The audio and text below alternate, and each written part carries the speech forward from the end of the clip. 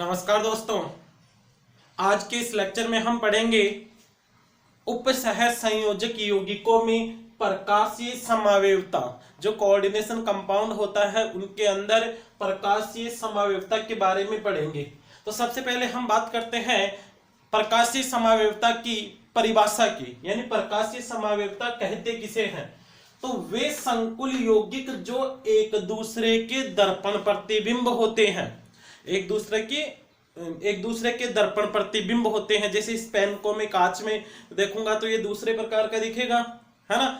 तो वे यौगिक जो एक दूसरे के दर्पण प्रतिबिंब होते हैं परंतु एक दूसरे पर अध्यारोपित नहीं होते, प्रकाशीय समावयवी यौगिक कहलाते हैं। वे यौगिक जो एक दूसरे के दर्पण प्रतिबिंब होते हैं परंतु एक दूसरे पर अध्यारोपित नहीं होते, प्रकाशीय समावयवी यौगिक कहलाते हैं। ये समावयवी समतल दुर्वृत्त प्रकाश के प्रति अपना गुण है वो अलग अलग दर्शाते हैं, है ना।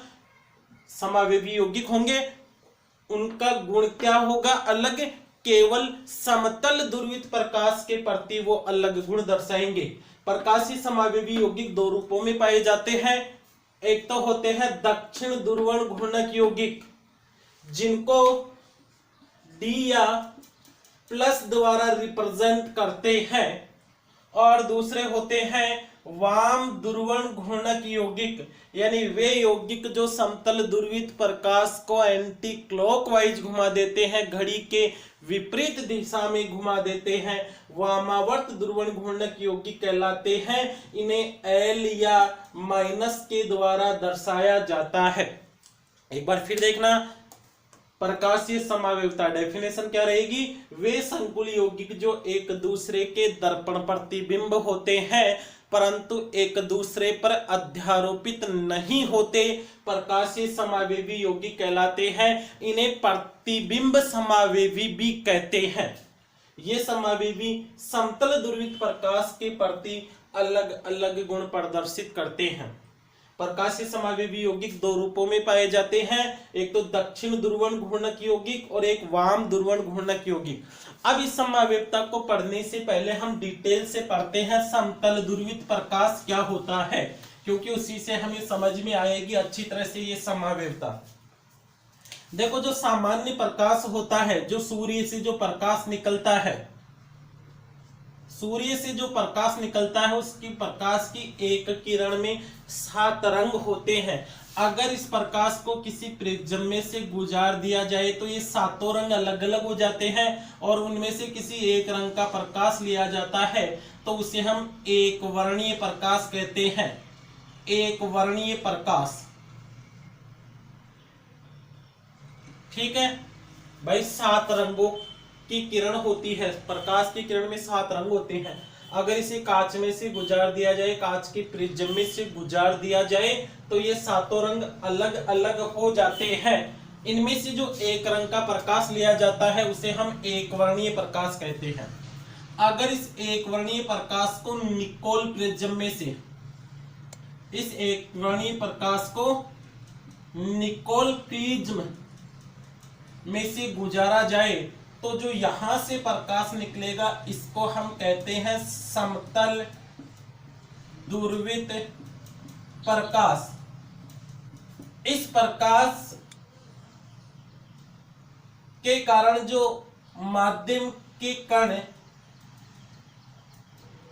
प्रकाश के संचरण की दिशा के लंबवत एक ही तल में कंपन करते हैं। देखो, एक वर्णीय प्रकाश होता है, उसके कारण माध्यम के कण प्रकाश के संचरण की दिशा के लंबवत सभी दिशाओं में, सभी तल में, चारों दिशाओं में कंपन करेंगे। लेकिन समतल ध्रुवित प्रकाश के कारण जो माध्यम के कण होते हैं वो प्रकाश की संचरण की दिशा के लंबवत एक ही तल में कंपन करते हैं। इसे हम कहते हैं समतल ध्रुवित प्रकाश। अब देखो, कोई यौगिक है, यौगिक का हमने विलयन लिया, ये यौगिक है, इसका विलयन लिया, और इस विलयन में से अगर हम समतल ध्रुवित प्रकाश को गुजारे, ये यौगिक था, यौगिक का विलयन लिया, इसमें से हमने समतल ध्रुवित प्रकाश को गुजारा और यहां पर जो प्रकाश निकला तो उसका घूर्णन कोण था वो क्लॉकवाइज, है ना। पहले तो इस प्रकार से लंबवत 90 डिग्री के कोण पे कंपन कर रहा था, लेकिन जैसे ही हमने इस विलयन के अंदर गुजारा तो कंपन है वो किसी एंगल से घूम जाता है ना। तो जब क्लॉकवाइज घूमता है तो उस यौगिक को हम कहते हैं दक्षिण ध्रुवण घूर्णक यौगिक। और अगर इसी समतल ध्रुवित प्रकाश को हम किसी यौगिक के विलयन में से गुजारें और जो घूर्णन है वो एंटी क्लॉकवाइज हो जाए, घड़ी के विपरीत दिशा में हो जाए, तो ये जो यौगिक है इसे हम कहेंगे वाम ध्रुवण घूर्णक यौगिक, वाम ध्रुवण घूर्णक यौगिक कहते हैं। फिर समझना, प्रकाशीय समावेवता किसे कहेंगे? वे यौगिक जो एक दूसरे के दर्पण प्रतिबिंब नहीं होते हैं, एक दूसरे के दर्पण प्रतिबिंब होते हैं परंतु एक दूसरे पर अध्यारोपित नहीं होते, प्रकाशीय समावेवी यौगिक कहलाते हैं। ये यौगिक होते हैं वो समतल ध्रुवित प्रकाश के प्रति अलग अलग गुण दर्शाते हैं। एक यौगिक तो समतल ध्रुवित प्रकाश को क्लॉकवाइज घुमाएगा और दूसरा यौगिक एंटी क्लॉकवाइज घुमाता है, ठीक है। तो ऐसे यौगिक जिनका अणु सूत्र तो समान हो, संरचना सूत्र भी समान हो, ज्यामिति भी समान हो, लेकिन समतल ध्रुवित प्रकाश के प्रति अलग अलग गुण प्रदर्शित करते हैं, प्रकाश की समावेवी यौगिक कहलाते हैं। जो यौगिक समतल ध्रुवित प्रकाश को घड़ी की दिशा में घुमा देता है, क्लॉकवाइज घुमा देता है, उस यौगिक को हम दक्षिणावर्त ध्रुवण घूर्णक यौगिक कहते हैं। इसको डी या एल के द्वारा प्रदर्शित करते हैं। और जो यौगिक समतल ध्रुवित प्रकाश के तल को घड़ी के विपरीत दिशा में घुमा देता है उसको एल या डी या प्लस द्वारा और एल या माइनस द्वारा प्रदर्शित करते हैं वामावर्त ध्रुवण घूर्णक यौगिकों को। तो आई होप आसानी से बता सकते हो, समतल ध्रुवित प्रकाश की परिभाषा भी बता सकते हो। ऐसा प्रकाश जिसके कारण माध्यम के कण प्रकाश के संचरण की दिशा के लंबवत एक ही तल में कंपन करते हैं, समतल ध्रुवित प्रकाश कहलाता है। ठीक है दोस्तों, अब हम उपसह संयोजक यौगिकों के अंदर इसी प्रकार से समावेवता को एग्जाम्पल की सहायता से देखते हैं। प्रकाशीय समावेवता का एग्जाम्पल देखते हैं हम। सबसे पहले हम देखते हैं अष्टफलकीय संकुल यौगिकों में प्रकाशीय समावेवता। एक एग्जाम्पल लेते हैं, यहां पर डबल ए हमने लिखा है द्विदंतुक लिगेंड। एक एग्जाम्पल लेते हैं, जैसे प्लेटिनम है और इससे 3 द्विदंतुक लिगेंड जुड़े हुए हैं, एथिलीन डाइएमीन, है ना। इस प्रकार का ये संकुल यौगिक है।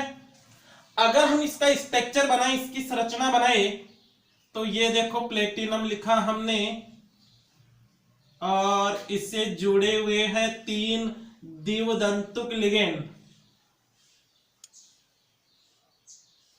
समन्वय संख्या 6 होती है अष्टफल के संकुल यौगिकों की, और इससे हमने जोड़ दिए हैं 3 द्विदंतुक लिगेंड। द्विदंतुक लिगेंड के बारे में हमने पढ़ा है कि एक ही लिगेंड है वो मेटल से 2 कोऑर्डिनेट बॉन्ड बनाएगा, 2 उपसह संयोजक बंध बनाएगा। ये एक संकुल यौगिक है। अगर हम इसका दर्पण प्रतिबिंब देखें तो इसका दर्पण प्रतिबिंब होगा, प्लेटिनम से जुड़ेंगे 3 द्विदंतुक लिगेंड और स्ट्रक्चर बनाएंगे अष्टफल की सॉरी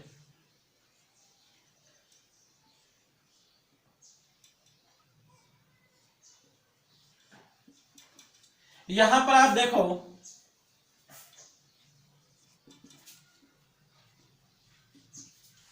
ये दोनों यौगिक एक दूसरे के दर्पण प्रतिबिंब हैं।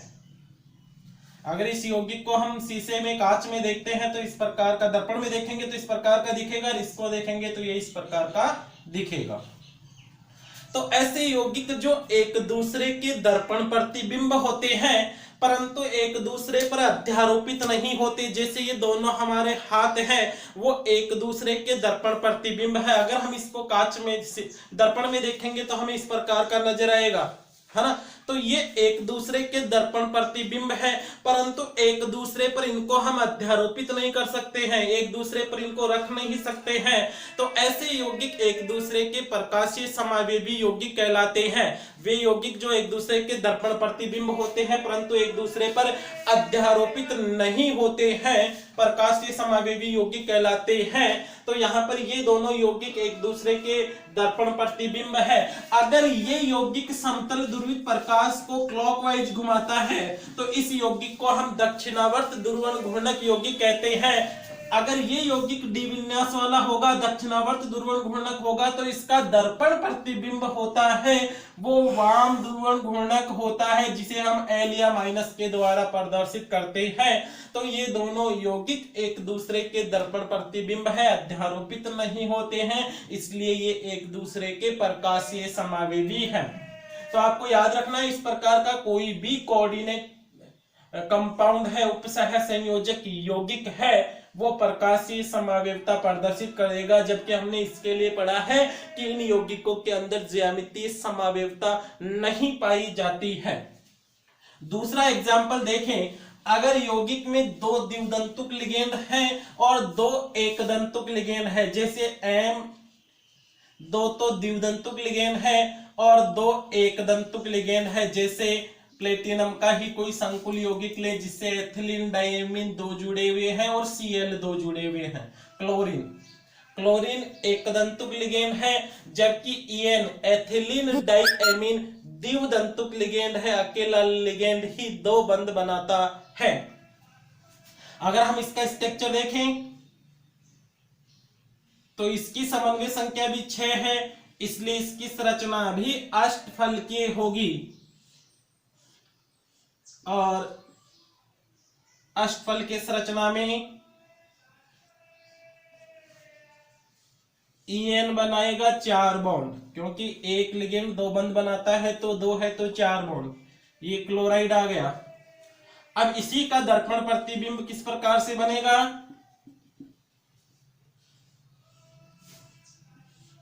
प्लेटिनम सेंट्रल एटम है और En जुड़े हुए हैं दो द्विदंतुक लिगेंड, जबकि एक क्लोराइड और एक क्लोराइड, है ना। तो यहां पर भी हम देख सकते हैं ये दोनों यौगिक एक दूसरे के दर्पण प्रतिबिंब है परंतु इनको भी एक दूसरे पर अध्यारोपित नहीं किया जा सकता है, इसलिए ये भी एक दूसरे के प्रकाशीय समावेवी है। अगर इस यौगिक को हम द्विविन्यास वाला कहें, मतलब ये यौगिक समतल ध्रुवित प्रकाश को अगर क्लॉकवाइज घूर्णित करता है तो ये होगा एंटी क्लॉकवाइज, घड़ी के विपरीत दिशा में, जो घड़ी की दिशा में घुमा देता है उसे हम दक्षिणावर्त ध्रुवण घूर्णक यौगिक कहते हैं। दक्षिणावर्त ध्रुवण घूर्णक यौगिक कहते हैं जिसे D या प्लस द्वारा प्रदर्शित करते हैं, और जो घड़ी के विपरीत दिशा में घुमाता है उसे वाम ध्रुवण घूर्णक यौगिक या माइनस वाम ध्रुवण घूर्णक यौगिक कहते हैं, जिसे L या माइनस के द्वारा प्रदर्शित करते हैं। याद रखना, इस प्रकार के संकुल यौगिकों के अंदर ज्यामितीय समावेवता भी पड़ी थी, यानी समपक्ष और विपक्ष रूप भी पढ़े थे। तो इसका केवल विपक्ष रूप होता है, इसका केवल विपक्ष रूप होता है, उसमें प्रकाशीय समावेवता नहीं पाई जाएगी। विपक्ष रूप में प्रकाशीय समावेवता नहीं पाई जाती है, केवल इसका समपक्ष रूप होता है। उसी के अंदर हमने दो रूप पढ़े थे ज्यामितीय समावेवता के अंदर, एक तो ट्रांस और एक सिस।